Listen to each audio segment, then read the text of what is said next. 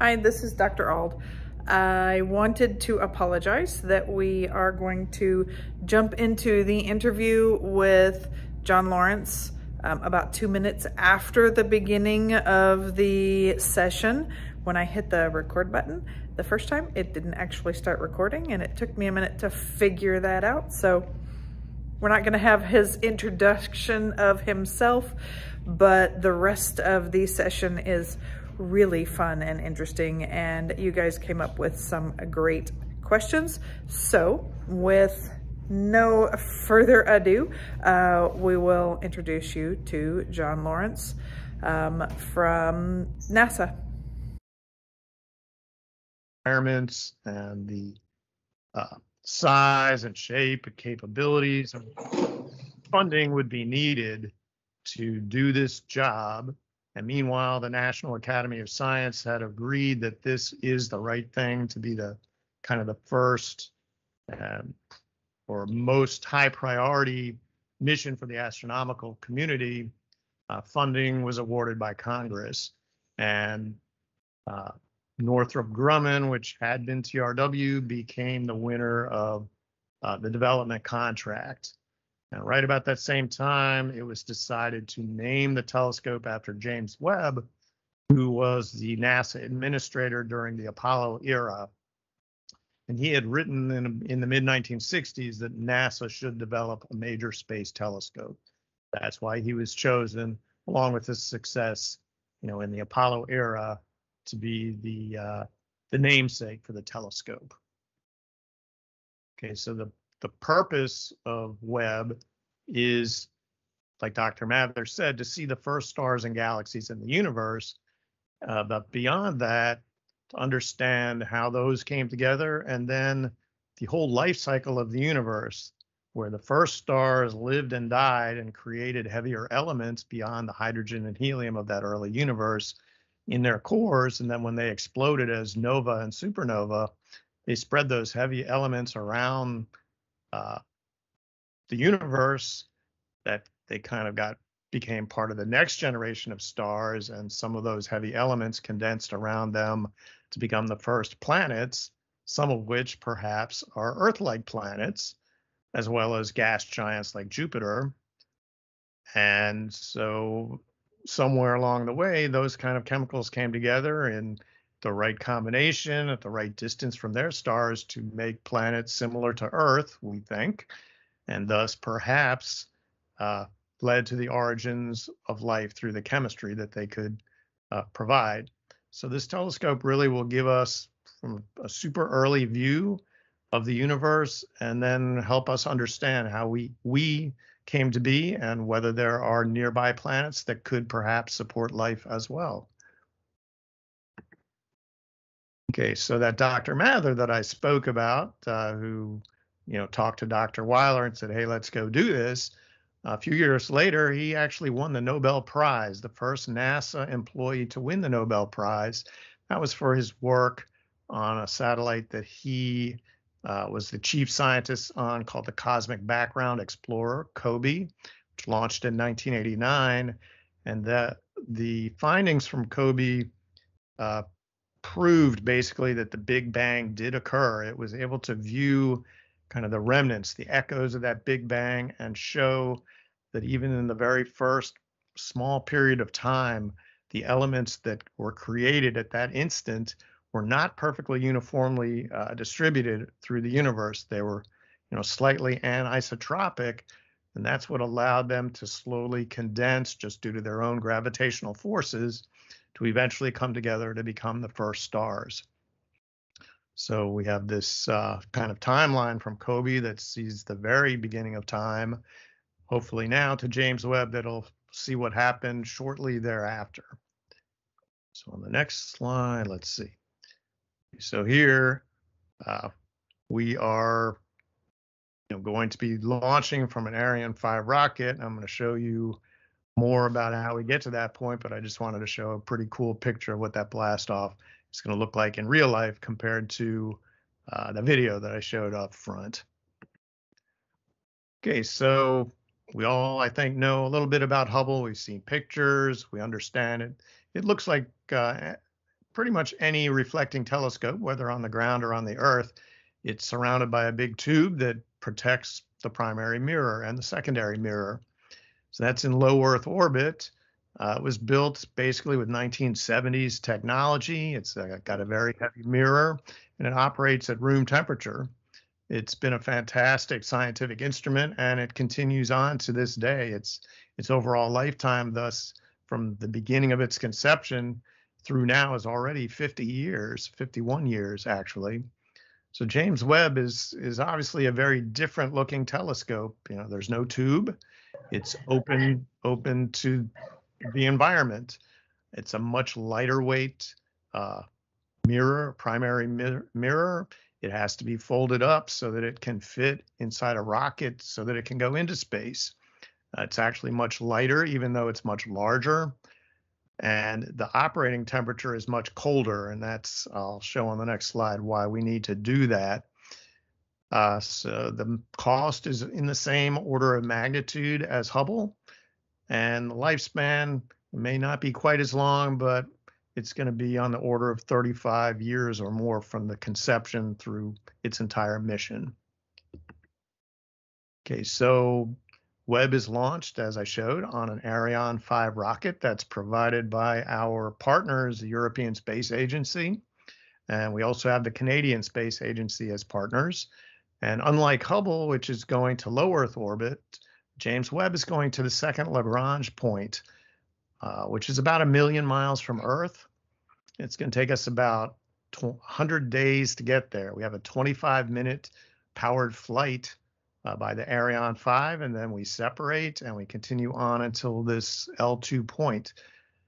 And I'll tell you a little bit more about why we've chosen that point, but let's move on to the next slide.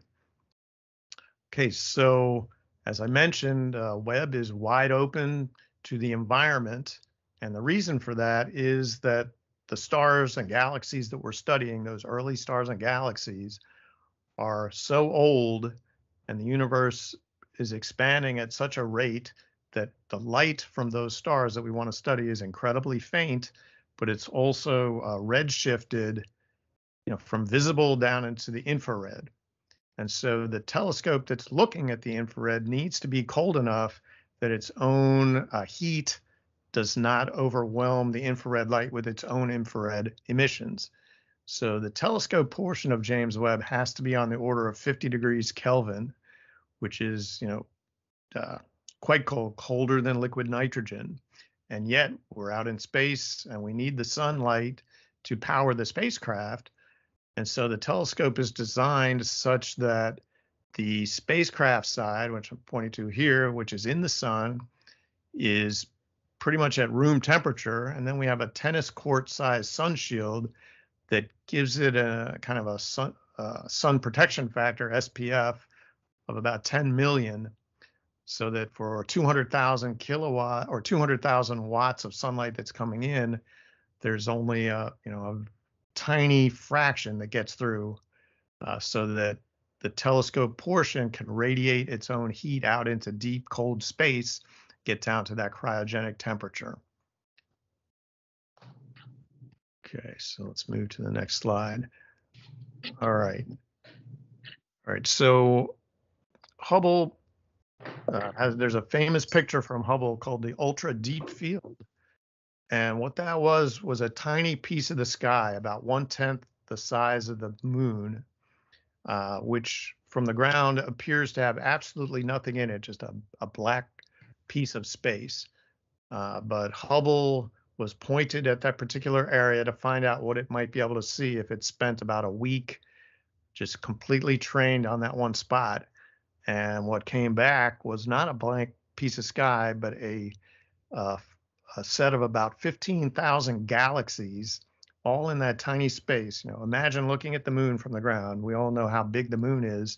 Now imagine just 1/10 the width of the moon, and imagine now that there are 15,000 galaxies just in that tiny space. So the point is that some of those galaxies are undoubtedly some of the oldest galaxies that will contain the first stars of the universe. So Webb is going to go look for those super old galaxies and stars and help us understand how they came together.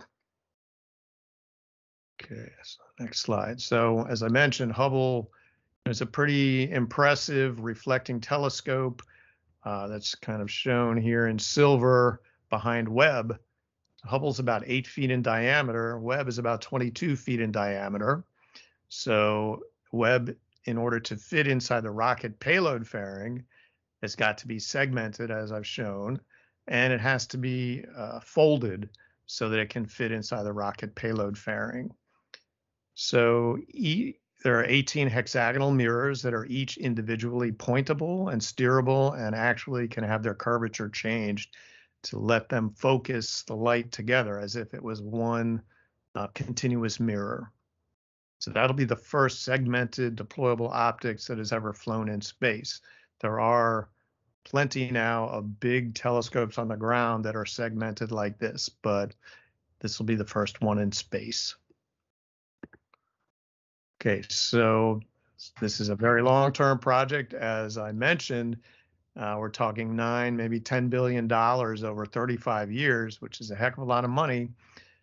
But you can see that, as I said, things started about 1996. We went through concepts, then we got into the actual design and building of it, and now we're darn close, a couple of weeks away from actually launching after all these years. And we have a minimum science operation span of 5 years, but we have a goal of running for at least 10 years. And so $9 billion is a lot of money, but here's a much bigger number. It's like 70 septillion. That's the number of stars in the universe. And James Webb is going to be able to theoretically see most of them, but it's really the old ones that we want to see first, because you can't do that from the ground. Okay. So the telescope was built in a number of pieces. So the telescope assembly here we call the optical telescope element, OTE. There's a spacecraft, which is rather standard technology. It's got all the brains, the electronics.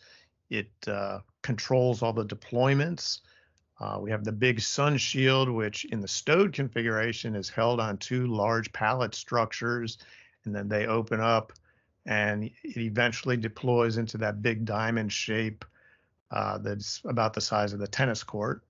So those were all built and tested kind of at these levels of assembly, and then they were brought together to what we call the spacecraft element in brown, and the Otis, which was the optical telescope element, plus the science instruments. And that's where our European and Canadian partners were also involved. The Europeans contributed one of the instruments and part of another, and the Canadians provided an instrument as well. And so that partnership, which was similar to the Hubble partnership, ensures that Canadian astronomers and European astronomers get guaranteed access to use the telescope, in a kind of a prescribed slice of time. Okay, so let's go to the next slide. So here is the Otis when it had just been finished being built at Goddard Space Flight Center, where I work. It's in the world's largest clean room. The key aspect of our architecture, which is wide open to the environment, is that on the ground we need to keep it as absolutely clean as possible, because any dust particles that get on that mirror are going to tend to scatter that very faint light that we need to collect when we're on orbit. Of course, we're going to get dust and particles from space as well, but we've taken that into account. So we've done everything we possibly can to launch this mirror in a clean a manner as possible, so that it'll have kind of an extra margin on all of the space particles that it's eventually going to collect, and still give us the kind of images and spectroscopy, that's spectrum of these stars and galaxies, that we need. Let's see, so here we just kind of have a ghostly image. You see some people. This is a time-lapse image in that darkened clean room, where our people use black light to find any dust or other kind of particles and clean them off of the telescope. Okay, let's see. And now here we then, once we built that, finished building the telescope at Goddard, it had to go through environmental testing to prove that it could survive the rigors of the launch. So that included vibration and acoustic testing. You have a very large acoustic chamber at Goddard that was able to blast this with about 143 or 144 decibels sound energy, which is a little bit more than it will see or receive from the rocket. So in order to do that test, we had to take it outside of the clean room, go to a dirty environment. And so what we did was built a giant clean tent that encapsulated it for those tests. So it brought its own clean facility with it for testing. Okay, whoops. All right, now to get it where it needed to go after Goddard, we have to build a huge shipping container, which you see here. And it is literally barely able to fit into the largest airplane that the United States Air Force has. It's a C-5 Galaxy plane that's specifically hollowed out even more than a regular Galaxy to carry the biggest payloads. And there are literally inches to spare as the shipping container goes into that airplane. And so here, that same shipping container has arrived in Houston, Texas at the Johnson Space Center. We have one of the world's largest vacuum chambers there that we use to test the telescope at the cryogenic temperatures that it's going to see in space. And I think on the next shot, we got a beauty shot of it getting ready to go into that chamber. That chamber we retrofitted with liquid helium cooling so that we could get down to the kind of temperatures that Webb is going to experience in space. And that took about 90 days of testing, and we were able to prove that the control system of those 18 mirrors really can be tailored on the ground after looking at images to really get everything into nice focus so that they all act as if it was just one gigantic mirror.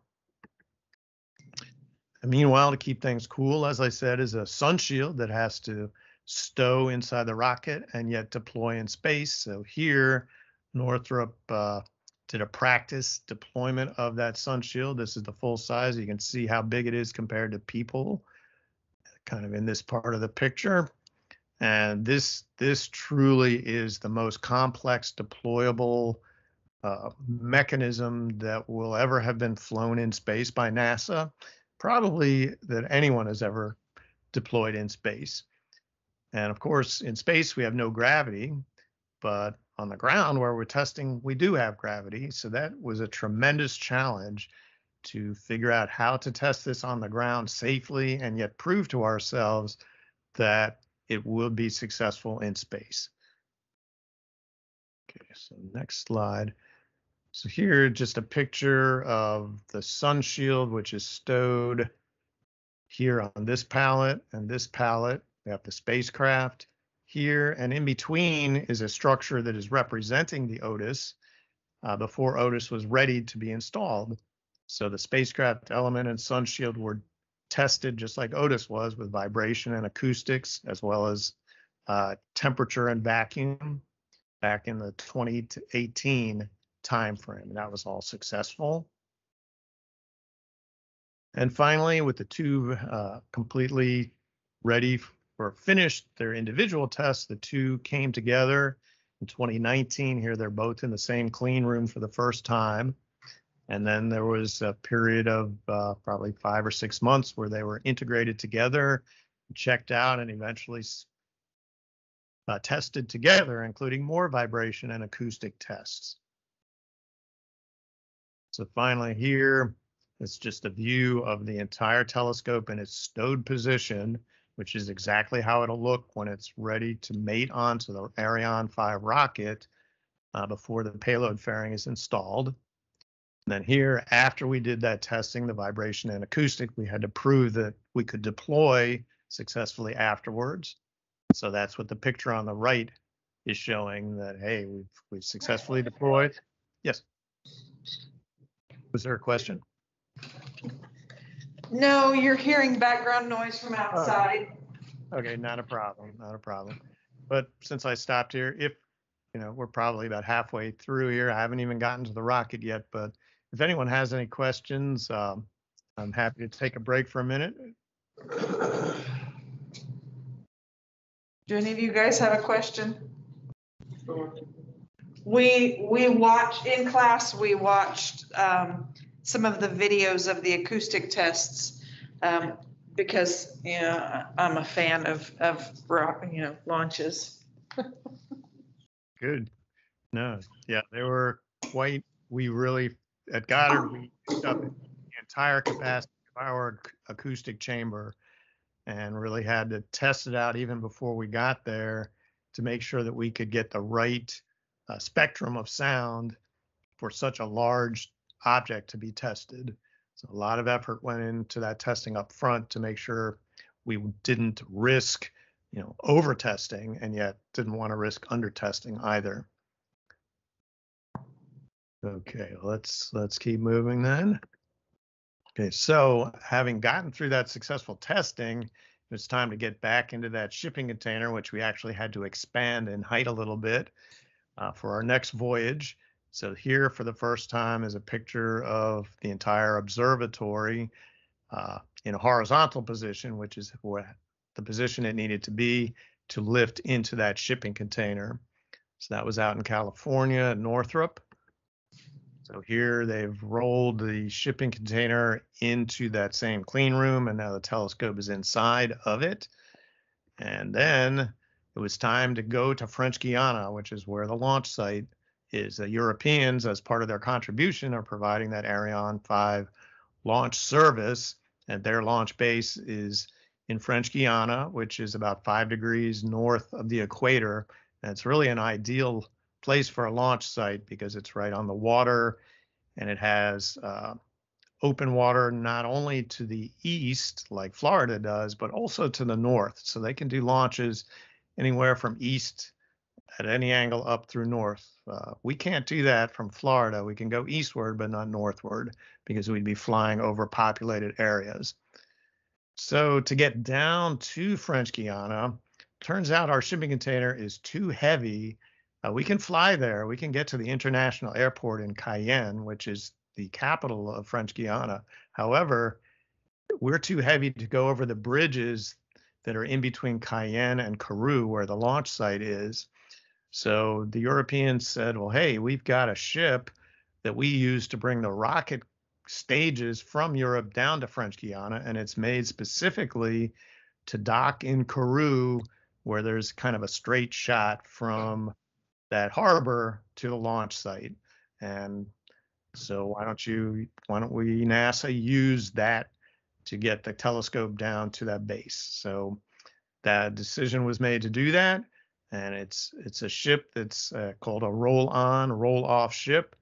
You can just barely see here. There's actually the front part of the ship actually is a big garage door that folds down so that you literally can roll your truck with your payload right onto the ship into what they call the garage. And so here you see this garage is about 90 meters long, so it's almost a football field long. Plenty of size for us to fit in easily, along with all kinds of equipment that we needed to bring down to French Guiana. So our voyage, let's see what my next picture is here. So we actually left California, went through down the western coast of Mexico, through the Panama Canal, and then eastward over the northern part of South America to get to French Guiana. And so this photograph in the upper left is that ship, the MN Colibri, just hours away from entering the Kourou River and thus getting to the harbor where we would offload. And then this lower picture is now our same truck driver. He's actually from Pennsylvania. He came down with the observatory and drove it right on off of the ship. And just a couple hours later, he was at the launch site. And I think I've got a couple pictures of that part. But first, I'll show you. So here's a general overview of the launch site, the Guiana Space Center.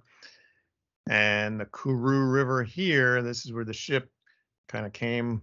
Actually, I think it stopped shortly at Devil's Island over here. It kind of waited overnight until the tide was the right height.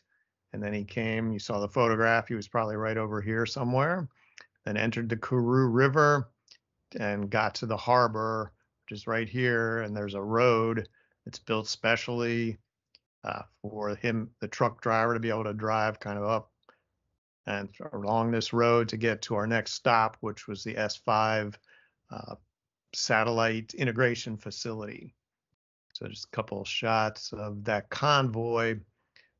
Maybe a little hard to see, but here's our shipping container with the convoy. We've entered the Guyana Space Center. Here's a full-size mock-up of the Ariane 5 rocket.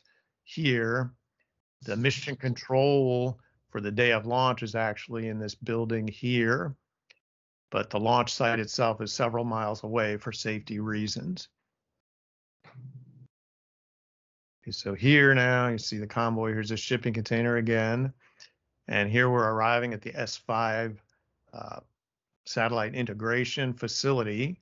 So this is a big clean room here. Normally it's big enough to hold 2 satellites because Ariane 5 generally launches 2 satellites at once, 2 big ones, but we're too big to have another satellite with us. So we got the whole clean room to ourselves. And we have now finished all the processing of the satellite that we need to do there. Here's a couple of pictures of that. Here we're lifting out of the shipping container inside that S5 complex. And then here we've gotten on our rollover fixture. So we're going from horizontal up to vertical. So we're kind of halfway in between at this point. And meanwhile, there is a rocket coming together. The French, of course, the Arianespace is the name of the company that provides the launch service. And the Ariane Group is the prime contractor who actually builds the stages and ships them down to French Guiana. So here you see the main stage is called the Étage Principal Cryotechnique, which is basically means it's a big cryogenic main stage. It's fueled by liquid hydrogen and liquid oxygen. It's an all aluminum construction, pressure stabilized, meaning it needs pressure to keep the aluminum from collapsing under its own weight. But it's a known technology that's been used for many years, and it's a very weight efficient way of making tanks. It's very kind of tricky to keep things together before the pressure's in there, but the Arianespace, the Ariane Group have plenty of experience with that type of manufacture. So the upper stage is called the Étage Supérieur Cryotechnique, type A to type A. So here's that upper stage. And at this point, it's being lifted onto the main stage, the top of which you see here. And here you see a gentleman kind of inspecting as that is literally being lowered down onto the main stage. And here, which in a different facility, is the payload fairing for James Webb. They had just completed putting on our logo that you see here. And this is kind of a distorted view because they're trying to get as much of it as they can into the camera view. Okay, so we are only days away. We're just finishing fueling, putting the fuel into the spacecraft satellite or the spacecraft bus. We use onboard fuel to do station keeping and to get to the precise orbit that we need to. So that's being loaded by Northrop personnel. They've got the oxidizer. It's nitrogen tetroxide. And then the fuel is hydrazine. The hydrazine is being loaded this week. Once we're done with that, next week we will go to the final assembly building. And we have a very finely choreographed series of operations in order to lift the observatory up onto the rocket. So here you kind of see the upper stage, the very top of the upper stage, and we'll be lowered down onto that. And the Arianespace people will mate the two with a series of bolts. This is all happening within what they call a shower curtain. So it's a specially built environment that they put around us so that we can keep clean air to keep us as clean as possible in this giant facility. Okay. Okay, so some of the mission parameters. How the heck do we get to L2? Well, first of all, I show here all of the the portions of the rocket I showed you, kind of this inner section and the upper the upper stage and the payload fairing, but what you haven't seen are the two big solid rocket motors, which are very similar to the space shuttle solid rocket motors, just a little bit smaller. So that whole stack, which is pretty standard for Ariane launches, will be, I believe, going to the final assembly building later this week. All of this, again, is so that we can launch on the 22nd of December. We have launch windows pretty much every day, generally more than 30 minutes per day. I'll show you a little more about that in a few slides. So our observatory mass is over 6,000 kilograms, about 14,400 pounds or thereabouts. And we have two possible trajectories depending on what day of the year we're launching. So for this coming period, we're using trajectory number 1. And so that's got a apogee altitude of a little over 1 million kilometers and an orbital inclination of about 4 degrees. So it's actually doing a little bit of a dogleg maneuver compared to the position on the equator is a little over 5 degrees. So there's a little bit of a dogleg.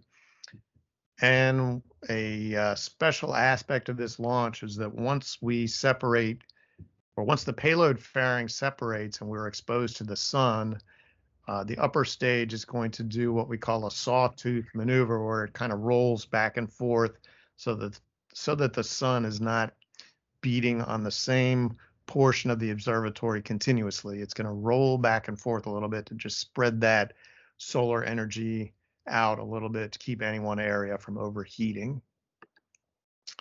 Okay, so our launch windows. I mentioned we actually have two sets of requirements. The ones in green are levied by the project to give us an orbit at the second Lagrange point that keeps us always with the sun, the Earth, and the moon fully behind the sun shield. And we also don't want to ever have a lunar eclipse of the sun, because we need that sunlight to power the whole mission. So we have a solar array that's collecting that light. So the green area, which actually extends more into the red, you just can't see it, and actually traverses this area, would have shown that we could launch basically any day between now and February and beyond. However, in red, there are a few restraints provided by the European requirements for a launch. For example, the French space law requires that the launch vehicle ensure that it is safe for people on the ground, and that any remaining stages that don't go back into the ocean will not go back to low Earth orbit for at least 25 years. And a couple of other filters that basically cause this cutout in kind of the pink color. So that reduced our window to ensure that we have to launch always after 12:20 in universal time. That's about 9:20 in the morning in Kourou time, or 7:20 East Coast time. And then we've got at least 30 minutes, 31, 32, all the way out until early January. And then this cutout here is really due to the fact that the moon gets in the way to comply with this French space law. That gravitational attraction of the moon would just make that not viable. So we have a few days when we would have to skip before the moon gets out of the way. And then we actually have longer windows out, in early February and or mid-January through early February. But we are planning to launch here, where I've highlighted in blue, that being December 22nd. And if for whatever reason we are not able to launch that day, we can go the next day or the following day. Hopefully we don't have to wait till Christmas Day. Generally, they don't want to do a launch on Christmas, so we'll just have to see how things are going. Hopefully we'll get off before Christmas. Excuse me. Okay, so this is what it's going to look like on that day of launch in French Guiana. So just to point out a couple of things, these huge structures here are the flame trenches and diverters from the two solid rocket motors, so that the flames that you saw actually in that video that I showed up front actually are pretty much directed away from, the main pad by these huge concrete structures. And then they've got these 4 huge towers. Those are lightning rods. There's a series of cables to basically ensure that no lightning should strike the launcher, but will just, be diverted by the lightning rods. And here, this is a huge water tower that contains, a huge amount of water, so that right before launch, seconds before launch, they release that water. It deluges the area of the rocket engines, and it's for 2 reasons: to suppress the sound level so that it stays within requirements, and also to keep, the rocket from just melting the launch pad. Okay, so next slide. Here's just a close-up view, the same thing, just a couple more things to point out here. These 2 arms here and here, they are what bring the cryogenic propellants to the upper stage and the main stage. So they're bringing the hydrogen and oxygen. They fill through valves where they connect. They actually don't support the rocket directly. They're a little bit stood off from it. So the entire rocket actually is not held down to that launch table. They call it a launch table that rolls out from the final assembly building. It's literally just held on by its own weight. It's not bolted down. It's not held up here. It's just resting on that table. But of course, it's quite heavy and, balanced very well. And it moves very slowly when it rolls out. So no concern of toppling over. These arms retract just seconds before launch, so that they're out of the way and don't get burned up as the rocket lifts off.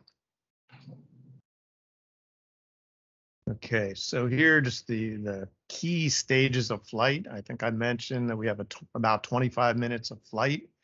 So here just, some of the key moments are that at what they call H0, the core engine, the Vulcan 2 liquid hydrogen engine, is ignited, and the computers on the ground watch that, make sure that it's burning within proper parameters for about 7 seconds. And if everything looks good, the computers then ignite the 2 solid rocket motors, and about a quarter of a second later, they reach enough thrust to have the lift off at 7.3 seconds after H0.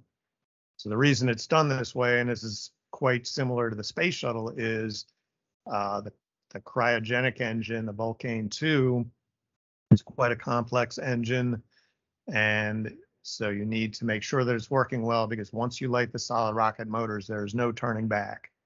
And so you make sure everything is well. I think once or twice in the history of Ariane, they have had the computers turn off the Vulcan 2 engine because it wasn't within parameters, and so they scrubbed the launch, and and thus led to eventually having a safe launch, at a later date. Okay, so just a couple other things to point out. So the solid rocket motors separate about 140 seconds into flight, and then the payload fairing separates here at about 206 seconds.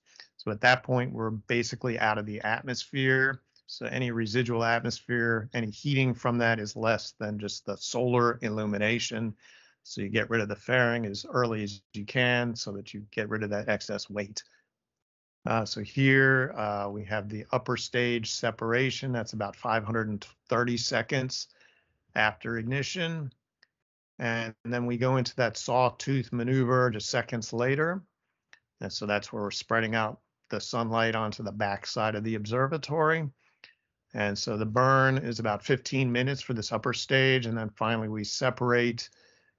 So the burn is about 1,500 seconds total. And then there's kind of a free flying period where we've asked the upper stage to orient us in a particular direction with respect to the sun and the ground stations, so that when we separate, the observatory is basically in a good position to quickly acquire the sun and deploy our solar array so we can start recharging our battery, but also be able to have our antennas pointing so that the ground can stay in good communication with us, for the remainder of the flight. So let's see. So here is what happens from then until we get to our final resting spot, which is around an orbit around the L2 point, that second Lagrange point. So this upper portion showing the close part to the Earth shows that initial series of timings during that powered flight. So we're kind of have separation somewhere around Africa. We got a ground station that's in view. So then, so this next about 30 days, we're doing what I call, or we call, 3 weeks of terror, where we have to do all the deployments that are required to get from that stowed position to the fully deployed position. It's about 180 devices have to move and release to make that happen. So this just shows a timeline along the way. The green are portions of the sunshield deployment. So you see like 3 days, it starts, kind of finishes at about 8 days. Then the yellow regard different parts of the telescope portion being deployed. In white, you see 3 burns that we do with the onboard spacecraft propulsion system, because the Ariane rocket does not put us in the perfect trajectory. We actually ask them to intentionally burn a little bit light so that there's no possibility of an overburn where we would have to scrub any energy away. The only way we could do that would be to point our onboard rockets, towards or away from the Earth, and thus the telescope would then be pointing right at the sun. So we don't want it to heat up. So we asked Ariane to aim a little bit low, knowing that we will have the onboard energy to make up the difference. So our first burn, which is the most crucial, is about 12.5 hours after launch.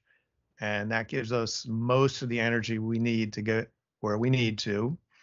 And it's critical to do that early, because we have our best leverage then. The earlier you do it, the less fuel you need to make up that energy. So that we do most of it there, and then a few days later we do a second correction, which is kind of a few more minutes of burning to kind of tweak that almost perfectly. And then it's only when we get out to almost 1 month later, after all the deployments are done, that we do a final correction maneuver, number 2, we call it, at about L plus 29 days. And even then, we're not fully in our L2 orbit, but we're real close. And from that point on, then we just literally fall into an orbit that kind of circle or moves in a circle or thereabouts around that second Lagrange point, which is really just a theoretical point in space that's always in line with the Earth and the sun. It's kind of got a gravity of the sun is offset by the gravity of the Earth, so that as the Earth moves around the sun, it drags this point with it.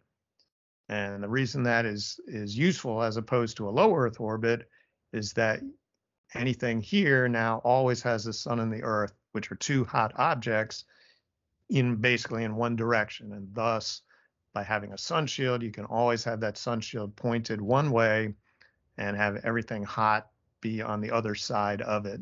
If you're going around the Earth in a low Earth orbit like Hubble, you're going in and out of shadow every 90 minutes. And so you could never get to the cryogenic temperature we need, because when you're in the sunlight, you've got the Earth that is heating you up from the other side. So this is ideal. This position of second Lagrange point is ideal for a cryogenic telescope like James Webb.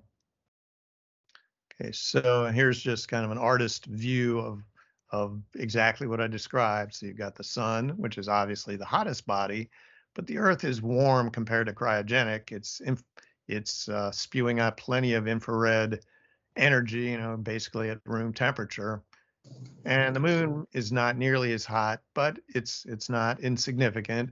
And so we designed this sun shield so that no matter where the moon is, and no matter which way we point, which is always away from that area, the sun shield will be allowing this telescope to radiate all of its heat away from or into deep, cold space. Okay, I think we're getting real close to the end here. Yeah.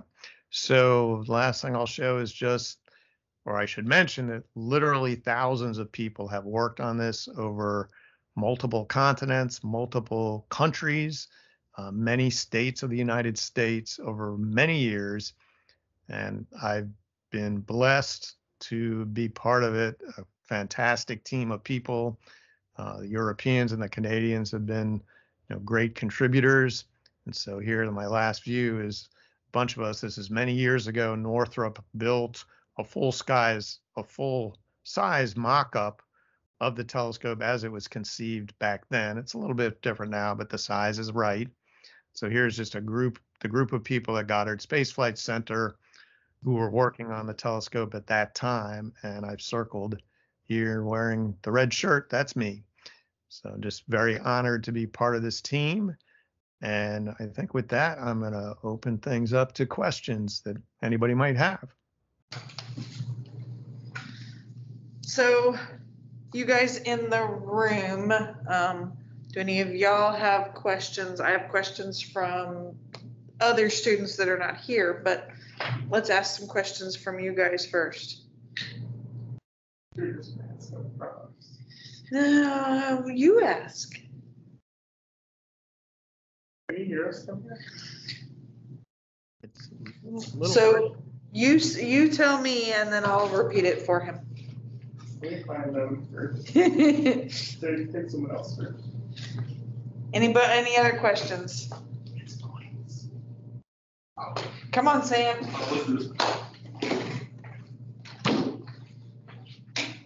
Stand in front of the camera? Sure. All right. Hey, so first of all, the rocket, it's an incredible machine. Congratulations. But second of all, the Hubble Space Telescope right now, what's the plans for its future? Is it going to be deorbited?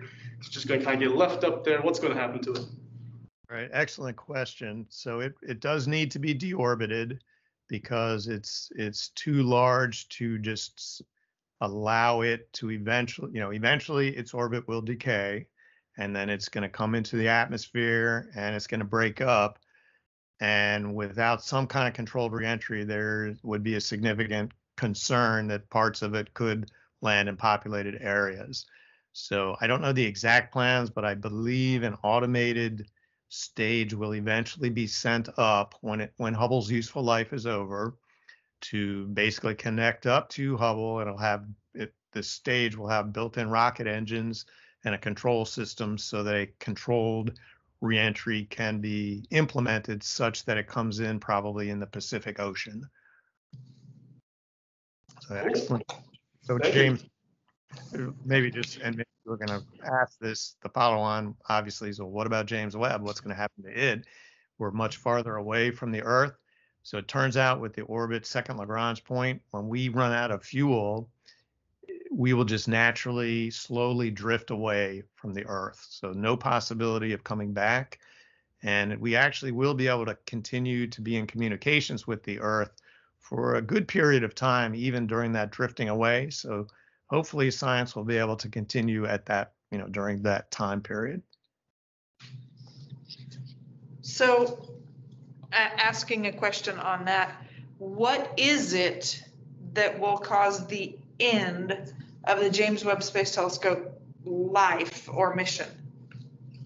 That's an excellent question. So we hope that it is the onboard fuel, the propellant that I mentioned. We use a bit of it to get to the L2 point, as I said. But once we're there, there's always perturbations that cause you to need to spend a little bit of fuel every once in a while, like 11 to 21 days. You'll have little puffs that you need to make to tweak the orbit. And also, because we are pointing at different areas of the universe at different times, we have reaction wheels within the spacecraft. In order to turn the telescope, you actually spin these wheels in the opposite direction. And at some point, those wheels are spinning as fast as they can go. So to offload the momentum that they've built up, the rotational momentum, you basically spend a little bit of propellant to kind of go the other way to let them slow down, and you make that up with propellant. So after we've sized the amount of propellant with our best calculations to last for at least 5 years, which is our minimum goal. And we doubled the amount. So we really think that there's enough propellant to run for 10 years. And the hope is that once we are operating and we really understand exactly what the parameters are when we're out there, we'll even be able to be more efficient than that. However, at some point, even if we don't run out of propellant, the electronics, the instruments that are on Webb are actually already quite old. As I said, this machine started 25 or more years ago. Some of the electronics and the instruments are already 10 years old, as part of the build. So eventually those things don't last forever. So not being able to service Webb, we just get the life out of those electronics that we can. However, each of them are redundant. So there's kind of an A side and a B side to each of the electronics. So we have the ability, if something is going wrong, to switch over to the redundant side. So we think 10 years is probably a quite realistic probability, but we hope to go farther. Excellent. So, sure. Actually, I have another question that I just came up with. Awesome. So the Hubble Space Telescope been around for like 50 years, you said. So why is the James Webb Telescope going to only be around for about 10 when the Hubble was been around for about 50? Right. So when I said 50, that was from kind of the conceptualization of it in 1970. But you're right, even so, it was launched in 1990, so it's been up for 31 years. And so I think two reasons made that possible for Hubble. Since it's in low Earth orbit, it was reachable, actually originally deployed and then reachable by the space shuttle. So there were about 5 or 6 missions after it was deployed in which astronauts went up and replaced various parts of it as they were wearing out, or in some cases just to improve its capabilities. So it kind of got a second and a third life through those missions. Now, of course, we don't fly the space shuttle anymore. So at this point, it's on its own. And now it too has those same kind of life issues that I mentioned. So for Webb, of course, we're too far away. We don't have the capability nor really the desire to bring astronauts to Webb because of its very, it's a delicate creature, shall I say, because it's out in the open. It doesn't have that nice protection of that cylindrical structure around it. So it would be, somewhat dangerous to have astronauts nearby, and we didn't build it to be serviced. So Hubble, on the other hand, was built to be serviced by astronauts. So it has features built in that allow, knowing that astronauts would come, it has built in the ability to do that. If we had wanted to do that, and there were people who suggested that we should, it would have compromised the capabilities because it would have had to have been heavier, would have had to have more safety measures to protect the astronauts. For example, you can't have sharp edges if you're going to have people with spacesuits nearby. So there are many, many considerations that would have ended up costing more money, but more importantly, would have made it less possible to do all the science we wanted to do. And so that was the trade-off made. And it was felt that in 10 years, we can get, a tremendous amount of great science out of it. And meanwhile, we're already looking at even bigger telescopes that people are conceptualizing, as follow-ons to James Webb. So excellent question.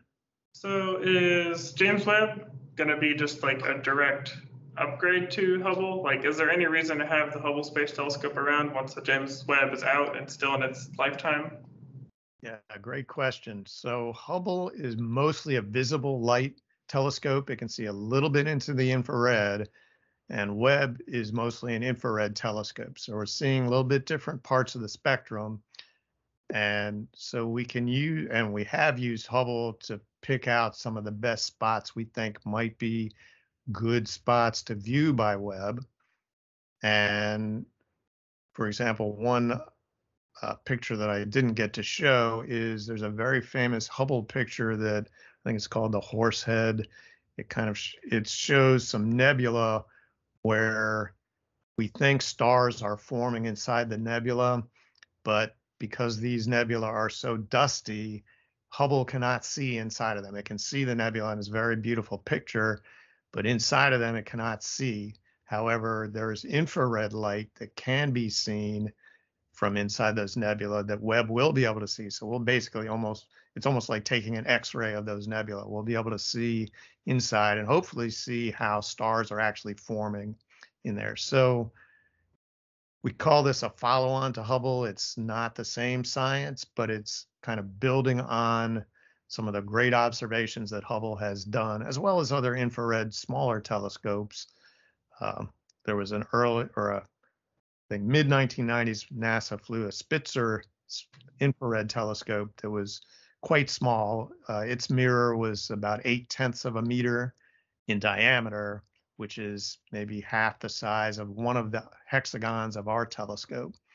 So, that kind of also showed, hey, infrared light is, a great thing to study from space. You don't have an atmosphere, you don't have water molecules of the atmosphere that are blocking some aspects of the infrared spectrum, but it didn't have enough resolution to do the kind of science that we need to do. And so that's where Webb comes along. Okay. That's great questions. Thank you. Any other questions in the room? Okay, so one of the questions that I received from a student who's not here is, does the Lagrange 2 point make it so that the spacecraft will not run through those streams of comet debris that, create our meteor showers? Ooh, excellent point. Excellent question. And I have to admit that's a little beyond my knowledge, but I will tell you that in general, the second Lagrange point does tend to be a collector of debris a little bit because of that kind of that gravity balance that's happening there. However, we've taken very careful consideration in estimating the amount of dust and particles that we'll collect on the mirror over that 5 and 10 year period. And assuming that we're as clean as we expect to be when we launch, we will still be clean enough after that 10-year period that we will still be meeting all of the requirements for the kind of the sharpness of the images and kind of the fineness of the spectra that we're able to gather in doing our science.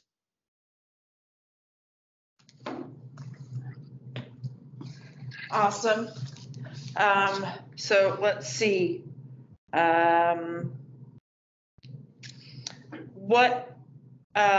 This one you kind of talked about, what happens to the telescope upon reaching its location. Is it automatic that's coded in, or do we communicate with the telescope? And I think you mostly answered that, but I'll give you a second. Sure, right. So we do those early burns to get into the general orbit around L2, but then from the ground, about every couple of weeks, they'll look at the momentum that's building up and any perturbations that are caused due to whatever effects are causing us to need to do a tweak. Then the ground will do the calculations on what kind of a burn is needed, and they will then send up the commands to do that. Of course, they'll kind of interleave it with whatever science is being done so as not to cause any harm to the observations that are being made. Because anytime you burn, you're going to cause a little bit of motion throughout the telescope.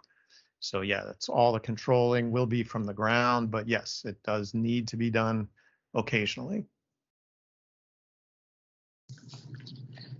So another one of the questions was, what was one of the major hurdles in your actual job on this? A thing that you found annoying or frustrating trying to figure out how to make it work, and how did you go about solving the problem? Okay, I've got kind of two. I'll mention one from each of the hats that I wear. So as my launch vehicle liaison hat, as I mentioned, the actual launch service is being provided by the European Space Agency.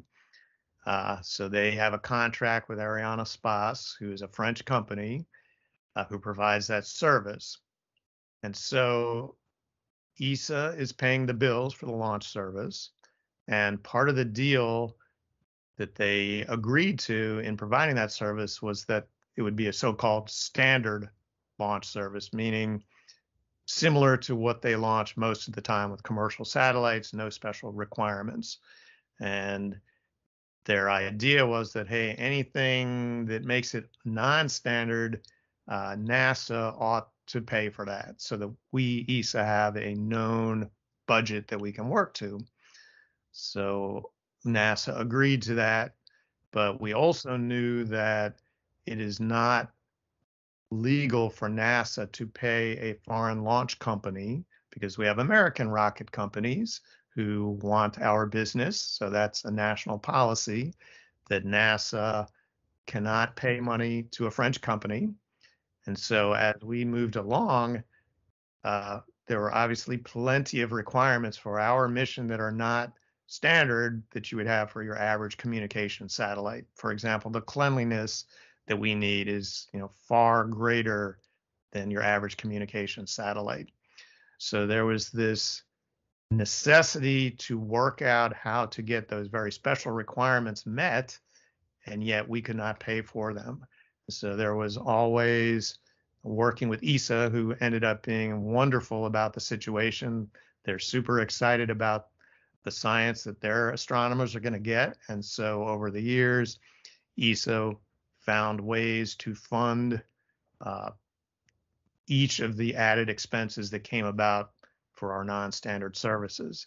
So I, as the NASA representative, was kind of always, I had to develop, let's say, my diplomatic skills in order to convince the parties that, hey, this thing that we're asking for that's non-standard is not just because we want to polish a diamond. It's, here's why we really need it. And they might push back occasionally, but we always came to an agreement in the end that yes, that's needed, or here's how we can meet that in a different way. And so it was that kind of diplomatic solution to what can be very expensive changes to requirements. So that was quite an interesting challenge, but quite enjoyable. And I have to admit that being able to go to France occasionally to work with our partners there was quite an exciting experience, which I've really enjoyed. So that's that side of it. On the mechanical side, there have been lots of challenges. I would say one that particularly comes to mind is that the entire telescope structure that holds all of the mirrors is made out of a composite structure. It's a carbon reinforced plastic, in some ways similar to nice tennis rackets that are, they'll call them graphite epoxy.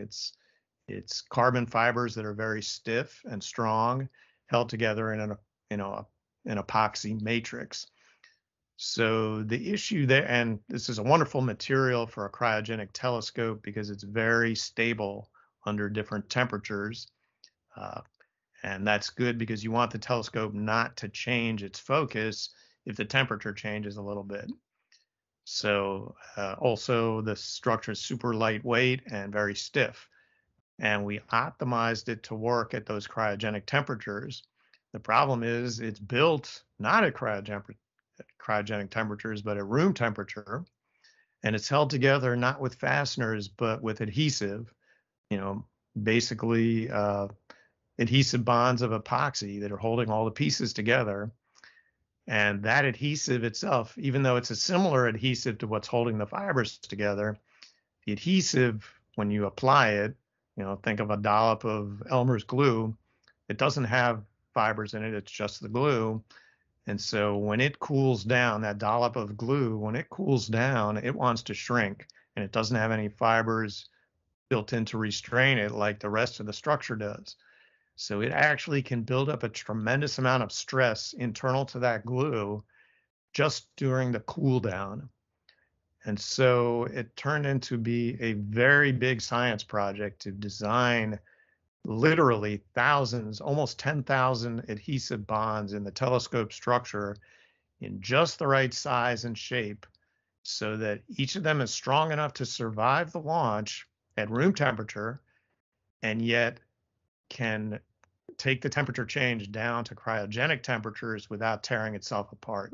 So there was a tremendous effort by several companies, Northrop at Goddard, ATK in Utah, to run through a development program to prove that we could do that, build specimens, take them to cryogenic temperatures, test their strength, and then actually build the real thing and take it to temperature and prove that nothing fell apart. And it was a great effort over probably a 10-year period, and in the end, very successful. So I'd say that was one of the biggest challenges I could point to on the mechanical side. That's awesome. Okay, I see that Isaac has his hand up. I cannot unmute you, Isaac. Can you unmute yourself?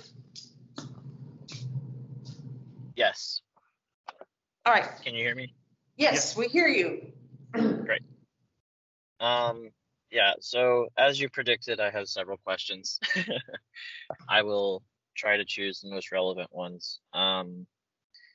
You going through the specifications of the James Webb Telescope, you talked about several times how important it is to keep the cold side cold.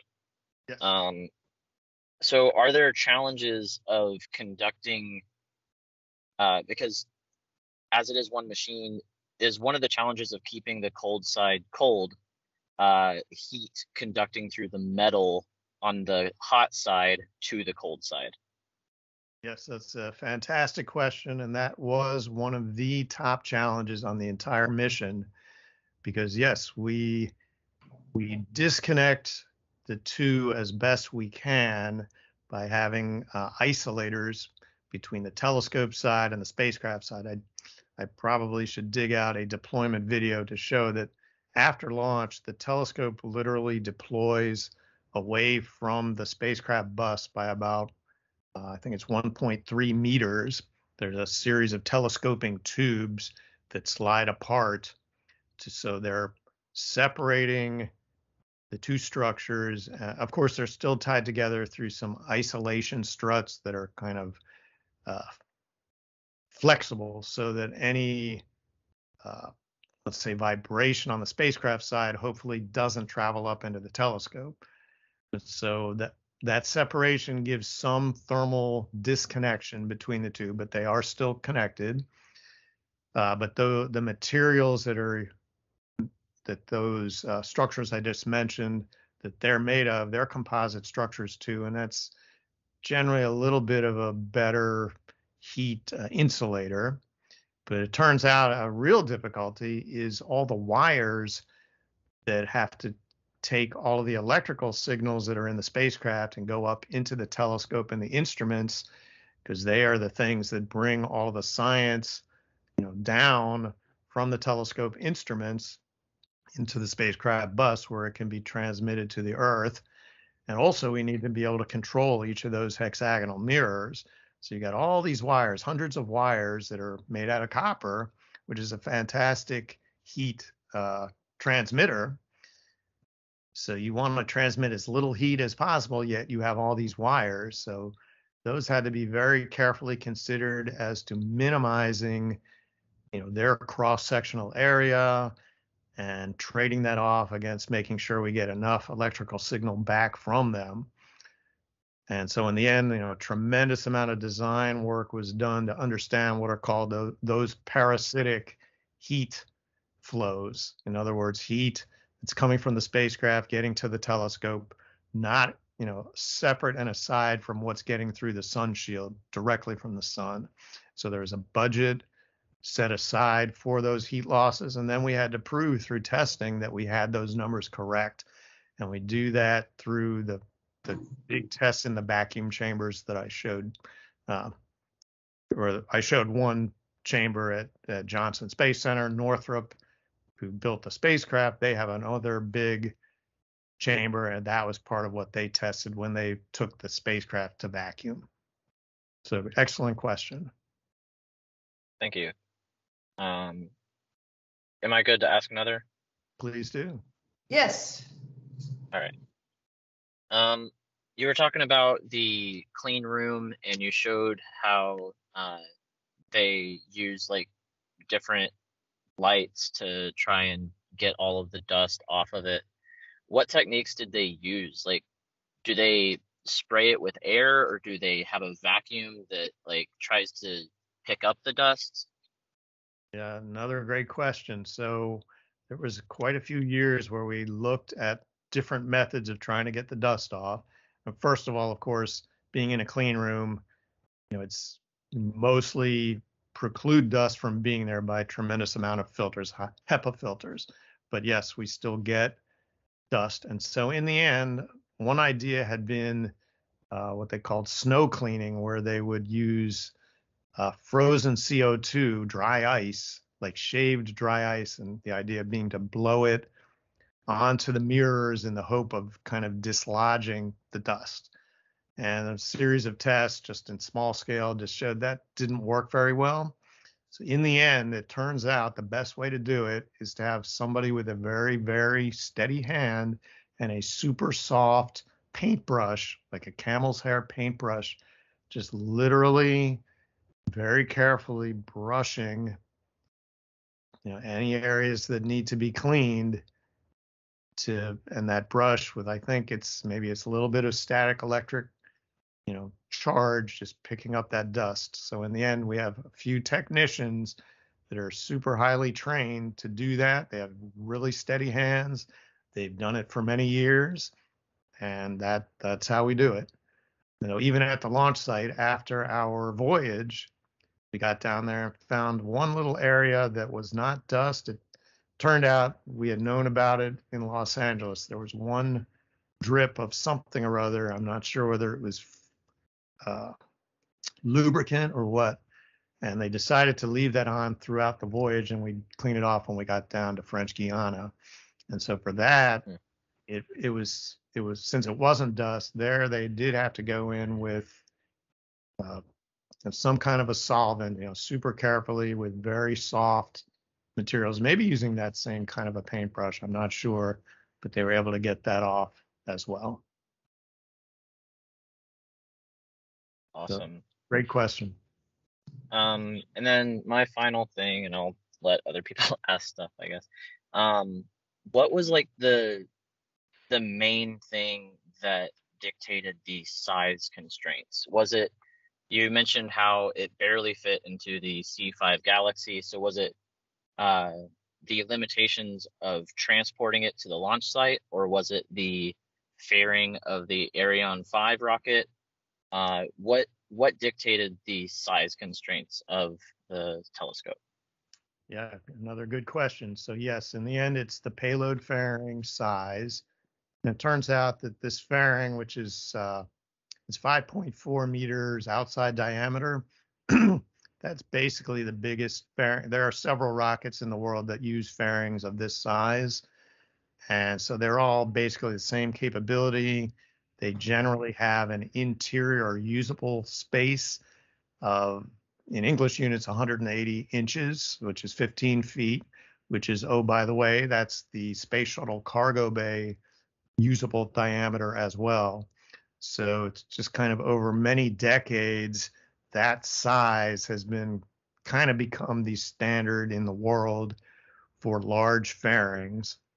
And so then it's a question of, okay, we know we're going to have to fold ourselves up, and that's the biggest thing we can be inside to fold within. So how much mirror area can we get into that size while, having all the other things we need, like the sun shield on the spacecraft bus? So there were just years of conceptual designs, kind of trading one parameter versus another to get to that overall primary mirror size that we have of the, it's like 6.2 meter effective diameter.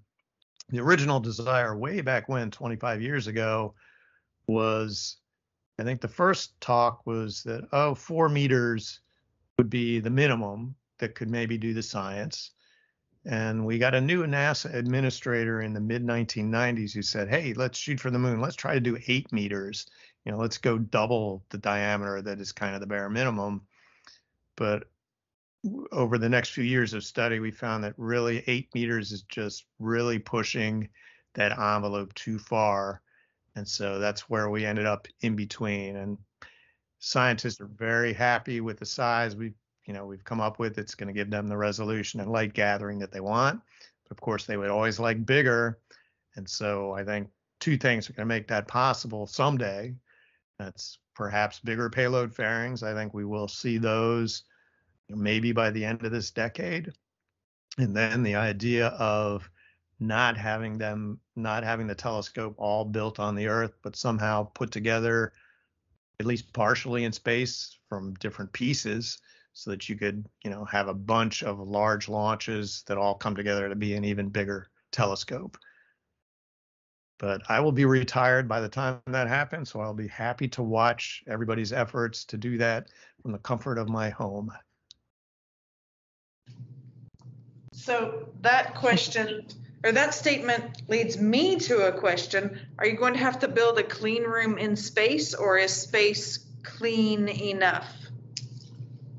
We will definitely work within the parameters of space and its cleanliness. So, part of our difficulty was being clean on the ground. And so even if we build things in space, they still need to be initially fabricated on the ground. And so if you're going to build a bigger cryogenic telescope, that cleanliness is of most importance. I think for a room temperature telescope, it may be not quite as important, because the other thing I forgot to mention about the dust is that depending on its the temperature of the dust, it could be emitting kind of its own little bits of the infrared light. But yeah, in space, they'll definitely have to work within the cleanliness of space. But I think in some ways, the bigger the scope, probably the more amenable it is to being a little bit dirtier, just because you have so much more light gathering area. The key mirror that's most important to be clean is not the primary mirror, but the secondary mirror. So that's the mirror that's at the nose of the telescope that's taking that 25 square meters of light gathering, and it's all condensing down onto one round mirror that's less than a meter in diameter. And that mirror is the one that's sending it back to the instruments. So any dust particle on that small secondary mirror has a much more magnified impact on any light, scattering. So that's the one you really need to keep as clean as absolutely possible. So whatever we build in space, that'll probably be the one that is most protected somehow. So I think we have 2 final questions. The first one is that one of the students read an article about previous Ariane launches where they had problems with the fairing releasing too soon. What have you guys been doing to make sure that doesn't happen again? Right. It's a little bit different than that, but you're right. They had 2 fairing separations. They occurred at the right time, but there apparently they caused what appeared to be a little bit of damage to the upper payload each time. We think because a little bit of debris was released during those separations. So the last of those launches occurred in August of 2020. And the one before that, there was 2 launches before that, there was a similar incident. They thought that first one, they kind of thought it was for other reasons that payload had damage. But when they had the second launch that did that, they stopped flying to Ariane 5 for almost a year to really do a super rigorous study of what were the possible reasons that that might have happened.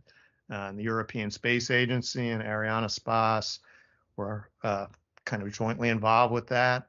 And they were very transparent with NASA, bringing us into the fold, explaining what they were doing along the way, and helping us feel comfortable that they were really looking at all of the possible problems. We think they really have addressed each and every issue that might have led to the problem.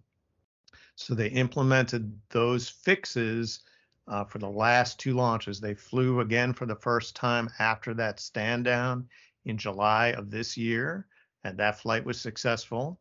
And then they had a second flight in October of this year that was also successful. And so neither one of them showed any of the behavior that the other two flights had shown. And so with that, NASA as an agency, not just the project, but the entire agency all the way to the top, has agreed that we find that to be no longer a risk that is very, very large. I mean, no risk like that ever goes away completely until you have a large number of flights.